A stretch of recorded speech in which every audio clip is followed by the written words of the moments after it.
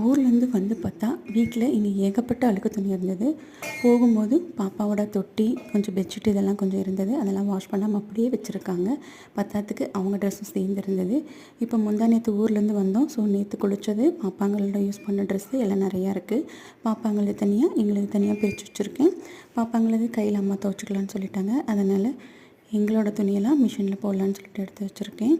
எங்களோட துணியெல்லாம் மிஷினில் போட்டுட்டு லிக்விடை ஊற்றிட்டு காஞ்சோடனே எடுத்து போட்டு நெக்ஸ்ட்டு வந்து பெட்ஷீட்டெல்லாம் போடணும். ஏன்னா ஒரு மாதமாக வீட்டில் இல்லை, பாப்பாங்க இருக்கனால டஸ்ட் அதிகமாக இருக்குது. அது இல்லாமல் பார்த்திங்கன்னா இந்த வெயிலுக்கும் அதுக்கும் இந்த சிட்டெரும்பு வந்து செவரு ஃபுல்லாக நிறைய ஓடிட்டுருக்கு. அதுக்கு என்ன பண்ணுறதுனே தெரியல. ஸோ அது என்னன்னு சொல்லி பார்த்து அதை ஃபஸ்ட்டு க்ளீன் பண்ணணும். அதோடு வந்து பார்த்திங்கன்னா பாப்பாங்க 2 பேரும் எழுந்து ஒன்ஸ் வந்து பால் குடிச்சிட்டு மறுபடியும் தூங்குறாங்க. திரும்ப அவங்க பால் குடிக்கிறதுக்கு அம்மா பால் காய்ச்சி வச்சுருக்காங்க. எழுந்தோடனே அவங்களுக்கு பால் காய்ச்சி குடிக்கணும்.